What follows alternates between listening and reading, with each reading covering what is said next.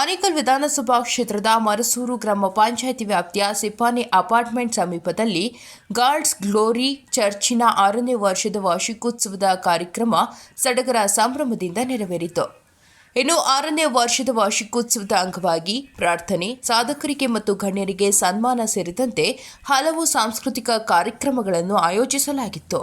ಇನ್ನು 6ನೇ ವರ್ಷದ ವಾರ್ಷಿಕೋತ್ಸವ ಕಾರ್ಯಕ್ರಮದ ನೇತೃತ್ವವನ್ನು father Anoop T Elias, sister Geesa Anoop, M Madivala Ramu ಮತ್ತು ಶ್ವೇತರವರು ವಹಿಸಿದ್ದರು.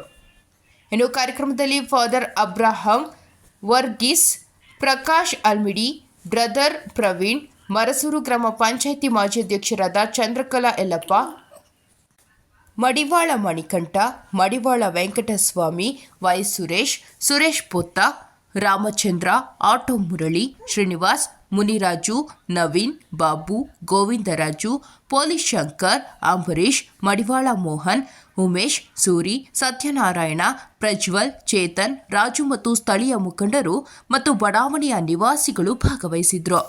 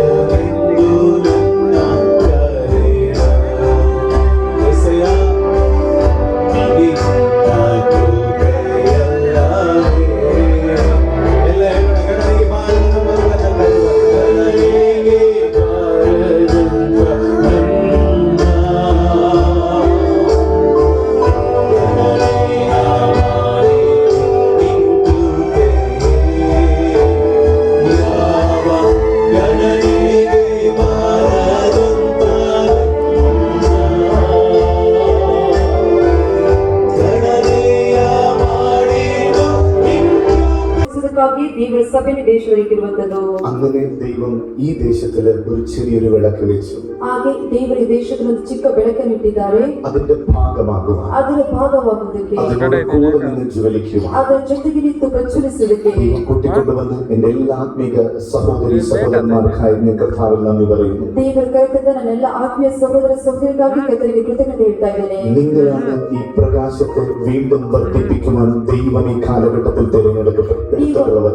ನೀವಾಗಿದ್ದರೆ ಕರ್ತನಲ್ಲಿ ಪುನಃ ಪ್ರಕಾಶ ಕೊಡುವುದಕ್ಕೋಸ್ಕರವಾಗಿ ಕರ್ತನಿಂದ ಆರಿಸಲ್ಪಟ್ಟವರು. നിങ്ങളുടെ ജീവിതങ്ങൾ ദൈവത്തിന് വേണ്ടി പ്രകാശിക്കുവാൻ, അനേകർക്ക് പ്രകാശമായി തീരുവാൻ ദൈവം സഹായിക്കട്ടെ എന്ന് പ്രാർത്ഥിക്കുന്നു. ನಿಮ್ಮ ಜೀವಿತ ದೇವರಲ್ಲಿ ಪ್ರಕಾಶವಾಗುವುದಕ್ಕೆ, ಅನೇಕರ ಜೀವಿತಕ್ಕೆ ಪ್ರಕಾಶವಾಗುವುದಕ್ಕೆ ದೇವರು ಸಹಾಯ ಮಾಡಲಿ ಎಂಬುದಾಗಿ ಪ್ರಾರ್ಥಿಸ್ತೇನೆ. മുന്നോട്ട് പല ശുശ്രൂഷകൾ ഉള്ളതുകൊണ്ട് ಮುಂದೆ ಅನೇಕ ಸೇವೆಗಳಿರುವುದಾಗಿ ഒരു ചെറിയൊരു ബ്രീഫ് പറഞ്ഞ് ഞാൻ ഡിഗ്നിറ്ററീസിനെ വെൽക്കം ചെയ്ത് ഹാൻഡ് ഓവർ ചെയ്യാൻ ആഗ്രഹിക്കുന്നു. ಒಂದು ಚಿಕ್ಕ ಪರಿಚಯ ಹೇಳಿ ನಮ್ಮ ಗೌರವಸ್ಥರನ್ನು ಸ್ಟೇಜ್ನ ಮೇಲೆ ಕರೆದು ನಾನು ಮುಗಿಸ್ತೇನೆ.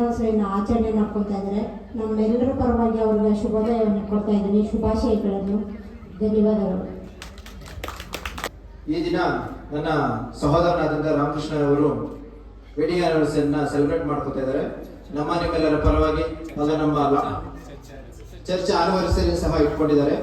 ಈ ಒಂದು ಶುಭ ಸಂಜೆಯಲ್ಲಿ ಅವರು ಈ ಕಾರ್ಯಕ್ರಮ ಹಮ್ಮಿಕೊಂಡಿರೋದು, ನನ್ನ ಸಹೋದರ ಸಹ ಇದೇ ಸಮಯದಲ್ಲಿ ವೆಡ್ಡಿಂಗ್ ಆನಿವರ್ಸರಿನ ಸೆಲೆಬ್ರೇಟ್ ಮಾಡ್ಕೊಳ್ತಾ ಇರೋದು ತುಂಬಾ ಸಂತೋಷಕರ ವಿಚಾರ.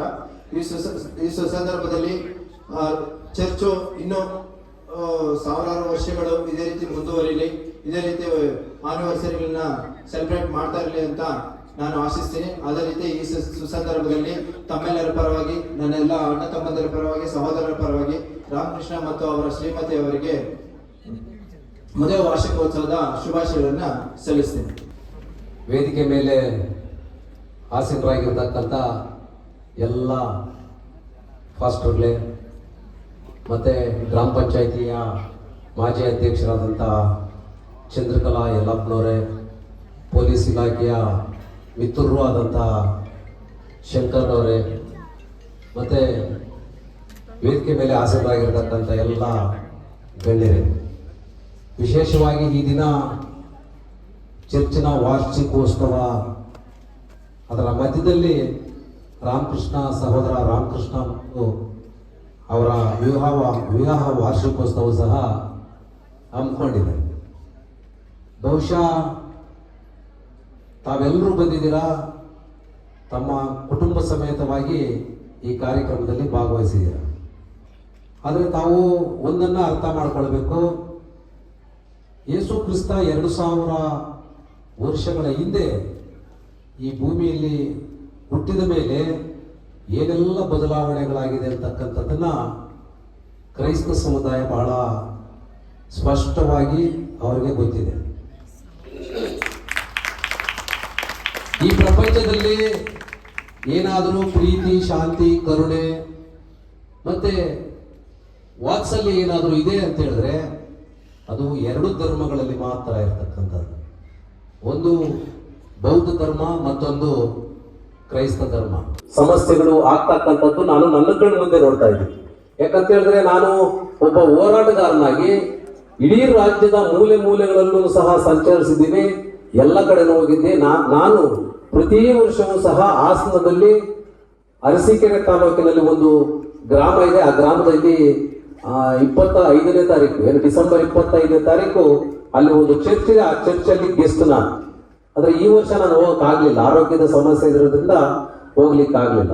ಅಲ್ಲಿಗೆ ಕೇರಳ, ಕರ್ನಾಟಕ, ಆಂಧ್ರ ಪ್ರದೇಶ ಮತ್ತೆ ಮಹಾರಾಷ್ಟ್ರದ ಪೂನಾ ಎಲ್ಲ ಆ ಚರ್ಚಿನ ಪಾಸ್ಟರ್ಗಳು ಒಬ್ಬೊಬ್ರು ಬರ್ತಾರೆ. ಅದರಲ್ಲಿ ಭಾಗವಹಿಸೋದು ನನ್ನ ವಾಡಿಕೆ.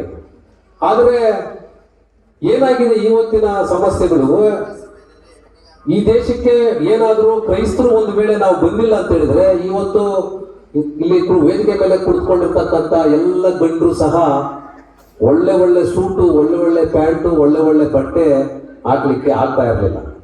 ಇವತ್ತು ಈ ದೇಶದಲ್ಲಿ ಏನಾದರೂ ವೈದ್ಯಕೀಯ ವ್ಯವಸ್ಥೆ ಇದೆ ಅಂತ ಹೇಳಿದ್ರೆ ಅದು ಕ್ರೈಸ್ತರು ತಂದುಕೊಟ್ಟಿರ್ತಕ್ಕಂಥ ಒಂದು ಕೊಡುಗೆ. ಮತ್ತೆ ಇವತ್ತೇನಾದರೂ ಬಡವರು, ಶ್ರೀಮಂತರು ವಿದ್ಯಾಭ್ಯಾಸವನ್ನ ಕಲ್ತಿದ್ದಾರೆ, ಸಮಾನವಾಗಿ ನಾವು ಬದುಕ್ತಾ ಇದೀವಿ, ಸಮಾನವಾಗಿ ವಿದ್ಯೆಯನ್ನ ಕಲ್ತ್ಕೊಳ್ತಾ ಇದೀವಿ ಅಂತ ಹೇಳಿದ್ರೆ, ಈ ದೇಶಕ್ಕೆ ಒಂದು ವೇಳೆ ಆವತ್ತಿನ ಬ್ರಿಟಿಷರ ಆಗಿರ್ತಕ್ಕಂಥ ಏನು ಕ್ರೈಸ್ತ ಸಮುದಾಯದ ಸೈಮನ್ ಕಮಿಷನರ್ ಏನಾದರೂ ಈ ದೇಶಕ್ಕೆ ಬಂದಿಲ್ಲ ಅಂದ್ರೆ ನಮಗೆ ಯಾರಿಗೂ ಸಹ ವಿದ್ಯಾಭ್ಯಾಸ ಸಿಗ್ತಾ ಇರಲಿಲ್ಲ. ನಾವ್ ಯಾರು ಸಹ ಒಳ್ಳೆ ರೈಮಂಡ್ಸ್ ಬಟ್ಟೆಯನ್ನ ಹಾಕ್ಲಿಕ್ಕೆ ಆಗ್ತಾ ಇರಲಿಲ್ಲ. ನಾವ್ ಯಾರು ಸಹ ಪ್ಯಾಂಟ್ ಅನ್ನು ಸಹ ಹಾಕೋದಕ್ಕೆ ಆಗ್ತಾ ಇರಲಿಲ್ಲ. ಅದರ ಕೊಡುಗೆ ಇವತ್ತು ಕ್ರೈಸ್ತ ಸಮುದಾಯಕ್ಕೆ, ಕ್ರೈಸ್ತರಿಗೆ ಸಲ್ಲಿಸಬೇಕಾದಂತ ಅನಿವಾರ್ಯತೆ ನಮ್ಮ ಮುಂದೆ ಇದೆ. ಮತ್ತೆ ಈ ದೇಶದಲ್ಲಿ ಏನಾದರೂ ಬಡವರು ಶ್ರೀಮಂತರು ಅನಾರೋಗ್ಯದಿಂದ ಬಳತಕ್ಕಂತ ಸಂದರ್ಭದಲ್ಲಿ ಅವರಿಗೆ ವೈದ್ಯಕೀಯ ವ್ಯವಸ್ಥೆಯನ್ನ ಮಾಡಿಕೊಟ್ಟಿದ್ದಂತ ಸಹ ಅದು ಕ್ರೈಸ್ತ ಸಮುದಾಯ. ಅದರ ದೊಡ್ಡ ಕೊಡುಗೆ ಆ ಕ್ರೈಸ್ತ ಸಮುದಾಯಕ್ಕೆ ಸೇರಬೇಕು. ಒಂದು ವೇಳೆ ಮದರ್ ತೆರೇಸಾ ಏನಾದರೂ ಈ ದೇಶಕ್ಕೆ ಬಂದಿಲ್ಲ ಅಂತ ಹೇಳಿದ್ರೆ, ಈ ದೇಶದಲ್ಲಿ ಹುಟ್ಟಲಿಲ್ಲ ಅಂತ ಹೇಳಿದ್ರೆ, ನಮ್ಗೆ ಯಾರಿಗೂ ಸಹ ವಿದ್ಯಾಭ್ಯಾಸ ಆಗಲಿ ಅಥವಾ ವೈದ್ಯಕೀಯ ಸವಲತ್ತುಗಳು ಏನು ನಮ್ಮನ್ನ ಇವತ್ತು ಆ ಮದರ್ ತೆರೇಸರ್ ಅವರ ರೂಪದಲ್ಲಿ ನಾವು ಇವತ್ತು ಪ್ರತಿಯೊಂದು ಆಸ್ಪತ್ರೆಗಳಲ್ಲೂ ಸಹ ನರ್ಸ್ಗಳನ್ನ ನಾವು ಮದರ್ ತೆರೇಸಾ ರೂಪದಲ್ಲಿ ನೋಡ್ಬೇಕು. ಮದರ್ ತೆರೇಸಾ ನಾವೇನಾದ್ರೂ ಕಾಣಲಿಲ್ಲ ಅಂತ ಹೇಳಿದ್ರೆ ಆ ನರ್ಸ್ಗಳ ರೂಪದಲ್ಲಿ ನಾವು ಅವರನ್ನ ಕಾಣಬೇಕು, ಅವರಿಗೆ ಗೌರವವನ್ನ ಕೊಡಬೇಕು.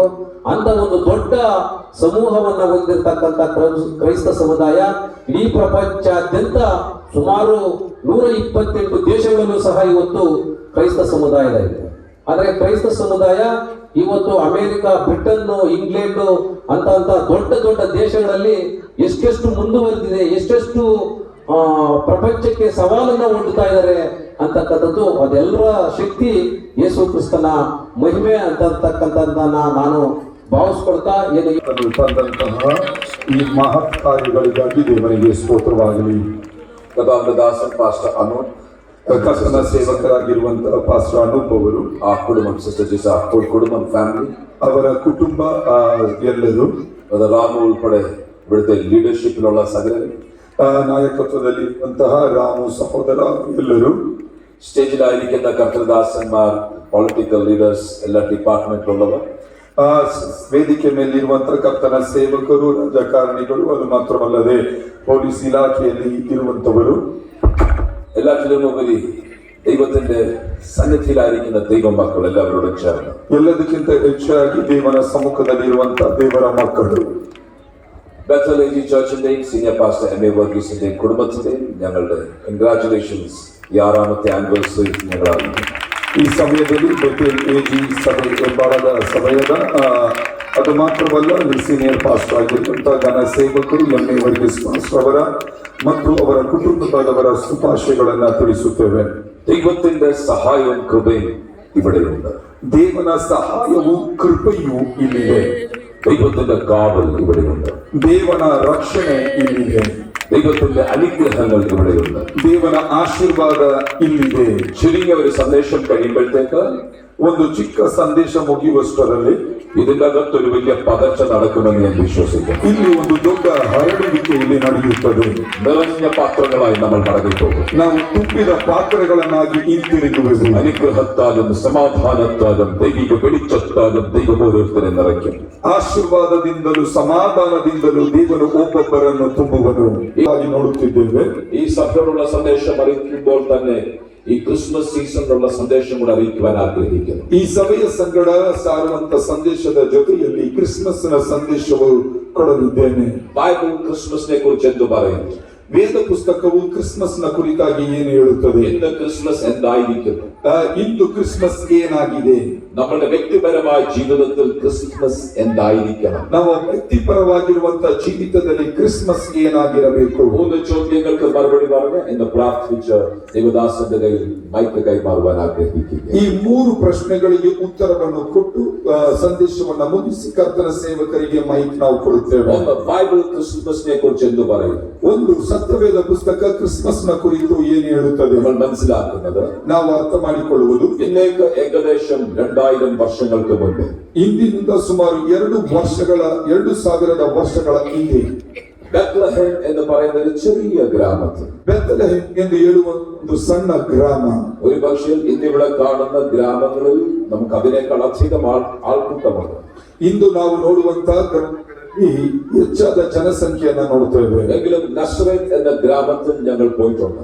ನಸರೆತ್ ಎಂದು ಹೇಳುವಂತ ಗ್ರಾಮಕ್ಕೆ ನಾವು ಹೋಗಿದ್ದೇವೆ. വളരെ ചെറിയൊരു ഗ്രാമം. ಅದು ಬಹಳ ಚಿಕ್ಕ ಗ್ರಾಮ. ലോക രക്ഷിതാവ് അവിടെ ജീവിച്ചു എന്നുള്ളത് വലിയൊരു കാര്യമാണ്. ಅಲ್ಲಿ ಲೋಕದ ರಕ್ಷಕನು ಜೀವಿಸಿದನು ಎಂದು ಹೇಳುವಂತದ್ದು ದೊಡ್ಡ ಕಾರ್ಯವೇ. നസറേത്തിൽ യേശു ഉണ്ട് എന്ന് പറഞ്ഞപ്പോൾ ഒരു മനുഷ്യൻ ചോദിക്കുകയാണ്, ನಜರೇತಿನಲ್ಲಿ ಯೇಸು ಇದ್ದಾನೆ ಅಂತ ಹೇಳುವಾಗ ಒಬ್ಬ ಮನುಷ್ಯನು ಈ ರೀತಿಯಾಗಿ ಕೇಳಿದ, നസറേത്തിൽ നിന്നും വല്ല നന്മയും വരുമോ? ನಜರೇತಿನಿಂದ ಒಳ್ಳೆಯದು ಏನಾದರೂ ಬರುತ್ತದ? ചെറിയ ഒരു ഗ്രാമമാണ്. ಅದು ಚಿಕ್ಕ ಒಂದು ಗ್ರಾಮ. ബാംഗ്ലൂർ പട്ടണം വലിയ വിശാലമായി കിടക്കുമ്പോൾ, ಬೆಂಗಳೂರು ಪಟ್ಟಣ ಬಹಳ ವಿಶಾಲವಾಗಿರುವಾಗ, ഈ സ്ഥലം വളരെ വിശാലമായ ജനപ്പാർക്കുള്ള സ്ഥലമാകുമ്പോൾ, ಈ ಜಾಗವು ಬಹಳ ವಿಶಾಲ ಉಳ್ಳಂತಹ ಜನರು ಇಲ್ಲಿರುವಾಗ, നസറേത്തിൽ ഒരു കാർപ്പൻറ്റർ ഉണ്ടായിരുന്നു. ನಜರೇತಿನಲ್ಲಿ ನೋಡಬೇಕಾದ್ರೆ ಒಬ್ಬ ಕಾರ್ಪೆಂಟರ್ ಮಾತ್ರ ಇದ್ದಿದ್ದು. നമ്മുടെ പട്ടണത്തിൽ അനേക കാർപ്പൻറ്റേഴ്സ് ഉണ്ട്. ನಮ್ಮ ಪಟ್ಟಣದಲ್ಲಿ ಅನೇಕ ಕಾರ್ಪೆಂಟರ್ಗಳಿದ್ದಾರೆ. നമ്മുടെ പട്ടണം വലിയ പട്ടണമാണ്. ನಮ್ಮ ಪಟ್ಟಣ ಬಹಳ ದೊಡ್ಡದು. ചെറിയ ഗ്രാമത്തിൽ ഒരു കാർപ്പൻറ്റർ മാത്രമുള്ള ഗ്രാമത്തിൽ ಚಿಕ್ಕ ಗ್ರಾಮದಲ್ಲಿ ಒಂದೇ ಒಂದು ಕಾರ್ಪೆಂಟರ್ ಇರುವಂತ ಸಮಯ യേശു അവിടെ ജീവിച്ചു.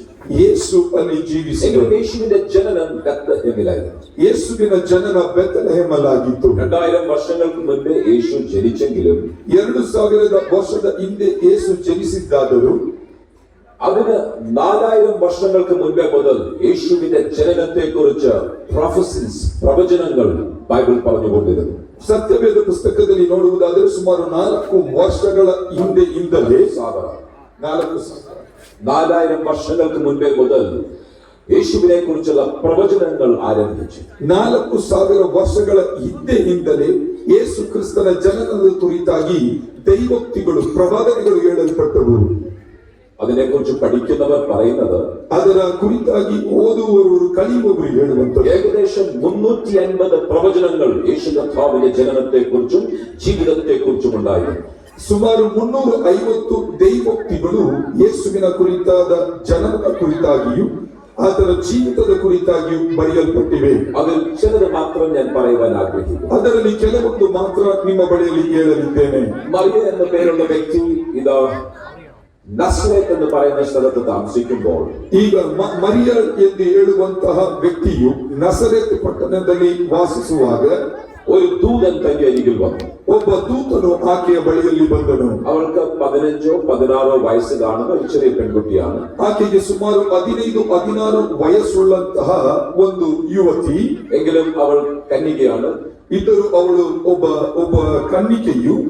പ്രവചനത്തിൽ ഒരു ശബ്ദം ഇങ്ങനെയായിരുന്നു. ಪ್ರವಚನೆಯಲ್ಲಿ ಒಂದು ಶಬ್ದ ಈ ರೀತಿಯಾಗಿತ್ತು, ഒരു കന്യക ഗർഭിണിയായി മകനെ പ്രസവിക്കും. ಒಂದು ಕನ್ನಿಕೆಯು ಗರ್ಭ ಧರಿಸಿ ಹೆರುವಳು. ബുദ്ധിക്കും യുക്തിക്കും ഒരിക്കലും നിരക്കാത്ത ഒരു കാര്യം.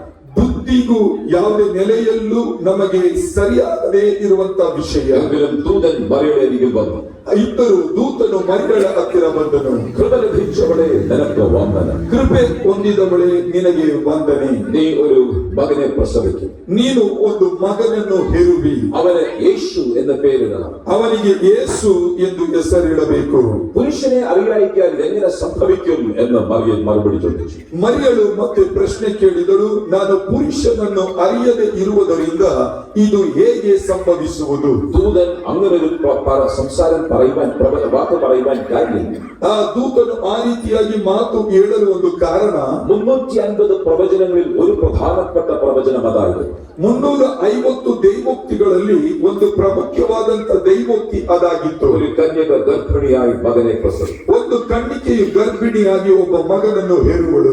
ആ വാക്ക് ദൂതൻ പറഞ്ഞപ്പോൾ അവളുടെ മുൻപിൽ വലിയ ഒരു പ്രതിസന്ധി, വെല്ലുവിളിയാണ് മുൻപിൽ വന്നത്. ಆ ದೈವೋಕ್ತಿಯು ದೂತನು ಹೇಳುವಂತ ಸಮಯದಲ್ಲಿ ಆಕೆಯ ಮುಂಬಾಗಿ ಒಂದು ದೊಡ್ಡ ಪ್ರತಿಕೂಲವೆಂದು ಬಂದಿತು. എന്റെ മാതാപിതാക്കൾ എന്നെ പിന്നെ അംഗീകരിക്കുമോ? ನನ್ನ ತಂದೆ ತಾಯಿಯು ನನ್ನನ್ನು ಅಂಗೀಕರಿಸುವರು. അവരുടെ മുൻപിൽ ഞാൻ നാണം കെട്ടു പോകുകയില്ലയോ? ಅವರ ಮುಂದೆ ನಾನು ನಾಚಿಕೆಗೆ ಒಳಗಾಗುವುದಿಲ್ಲ. എന്റെ സ്നേഹിതർ എന്നെ വിട്ട് അകന്നു മാറും. ನನ್ನ ಸ್ನೇಹಿತರು ನನ್ನನ್ನು ಬಿಟ್ಟು ಹೋಗುವರು.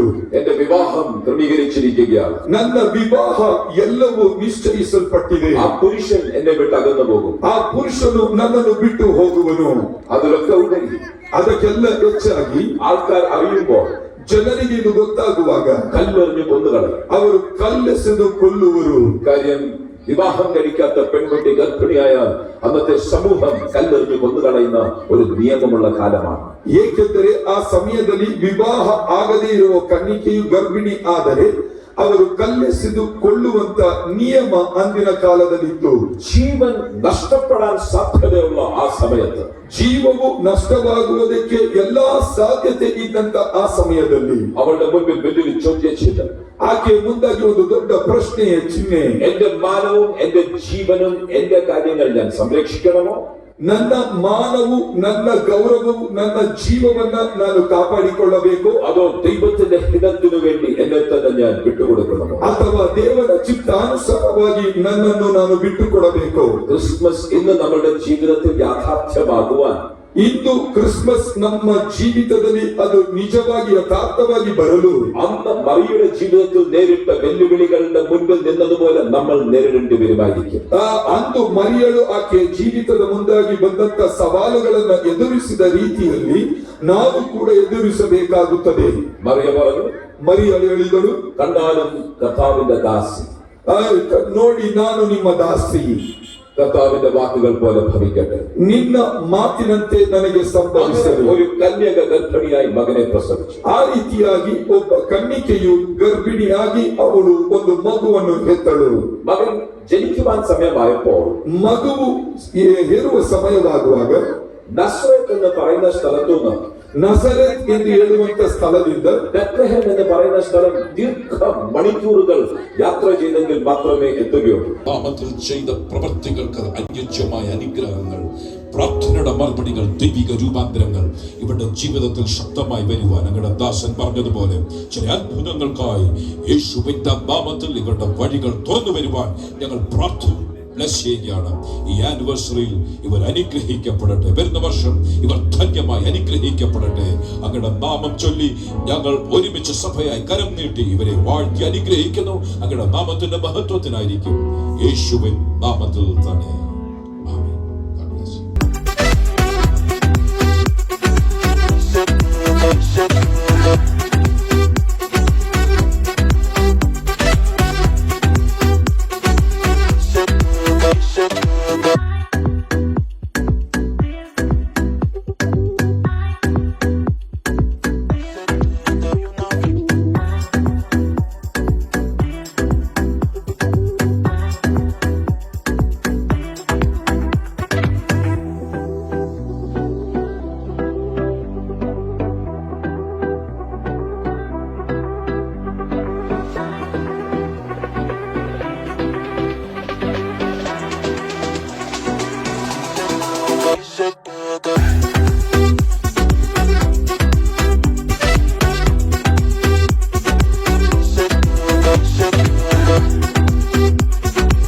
Thank you for being with us.